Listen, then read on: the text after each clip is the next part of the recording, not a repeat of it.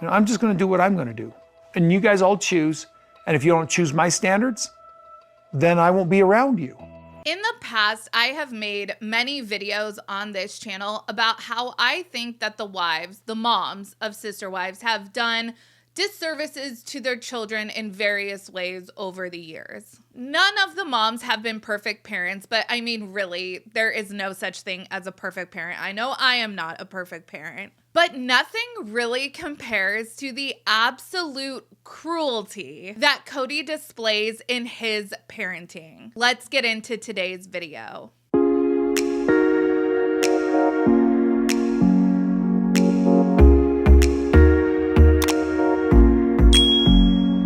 Hey everyone, what's up? It's Sarah and welcome back to my channel. Before we jump into today's video, let's take a moment and hear from today's sponsor. I am so excited to talk to you today about the sponsor of today's video, HelloFresh. Are you looking for an easy way to eat well and save money? Cut back on expensive takeout and delivery and get started with HelloFresh. No matter what your lifestyle or preferences are, HelloFresh has recipes sure to please everyone at your table. From calorie smart to carb smart to veggie or family friendly, you will always find something even the pickiest eaters will enjoy. For me personally, I really love to cook, but I always struggle with what to cook. I tend to be a habitual recipe repeater because I'm just not terribly creative.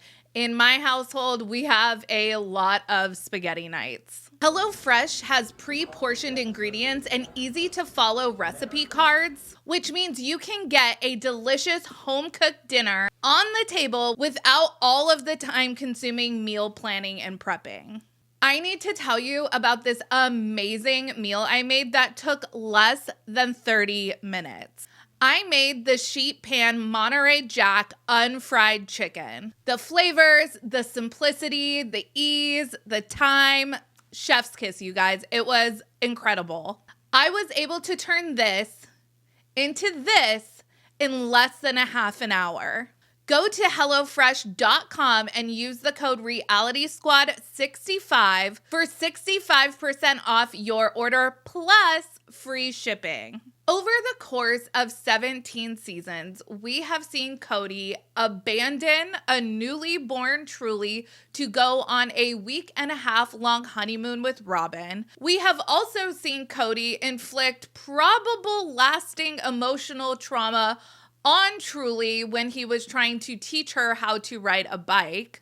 And we have watched multiple kids in the Brown family cry during their couch interviews over the absence of their father in their lives. Cody probably was never going to be winning any parenting awards. But over the 17 seasons that the Brown family has had their lives documented, we've seen Cody go from this high energy, although absent father to really more of a dark force, this kind of cloud hanging over his kids' lives. Every natural instinct that I have found that comes with being a parent, Cody does the opposite. It really is quite astonishing to witness. Cody has literally said many times on camera that love is conditional, that he values respect and obedience over love, and that compliance for him means that you are worthy of his time and affection. Some of the older children are starting to speak out on their various social media platforms.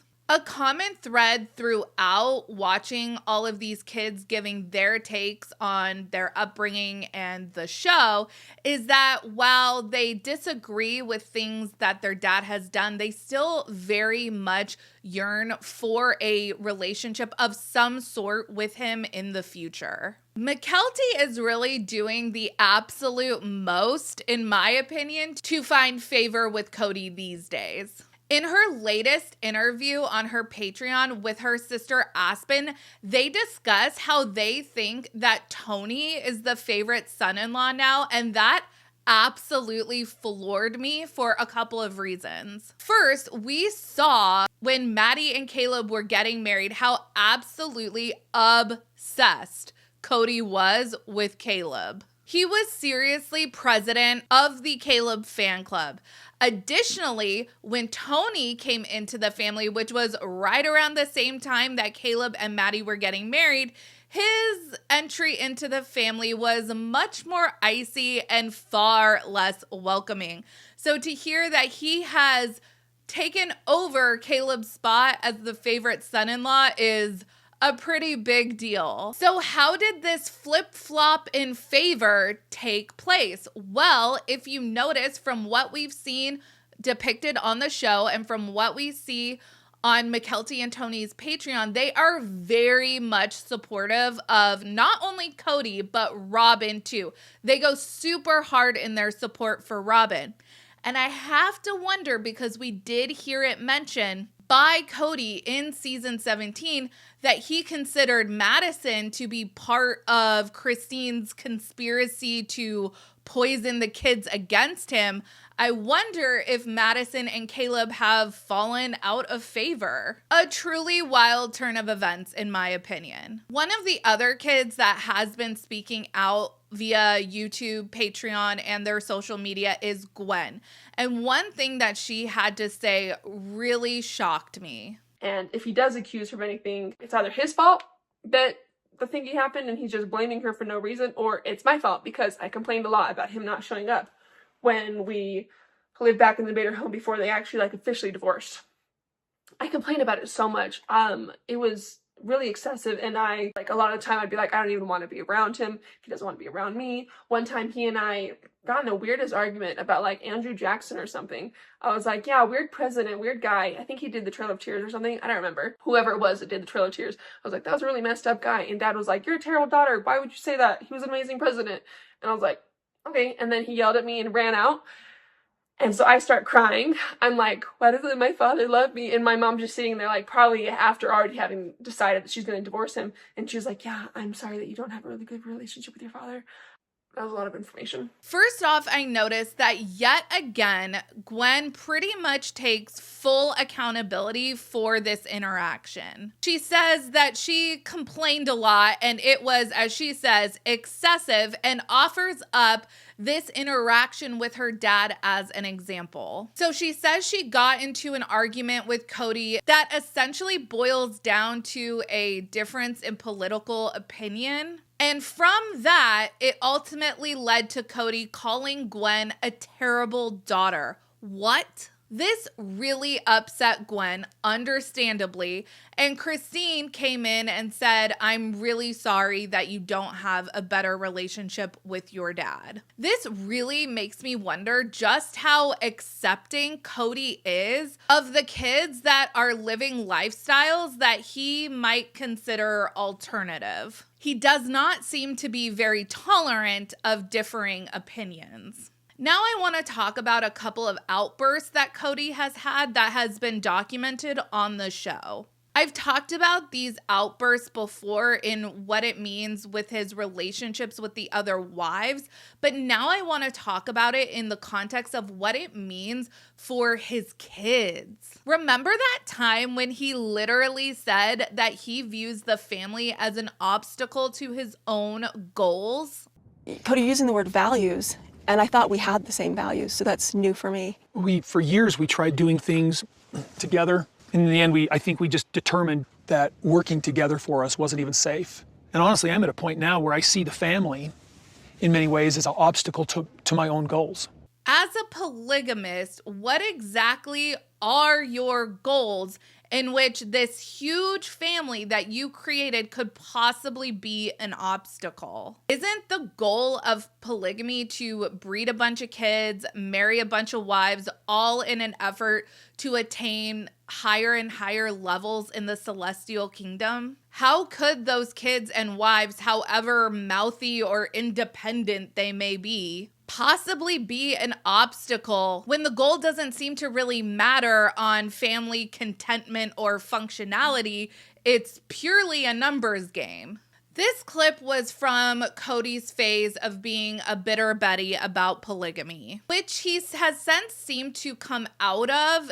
Instead of not wanting to be an advocate for plural marriage anymore, now he's just blaming his family for ruining polygamy for him. He just married and sired a couple dozen bad apples, I guess. How incredibly cruel to your kids. In my opinion, out of all of the parents in the Brown family, Kody really is the cruelest parent of them all. Many of the kids have said that they do not watch the show, but we see that a lot of them are actually watching the show now. We see multiple kids giving reactions to the latest season, season 17.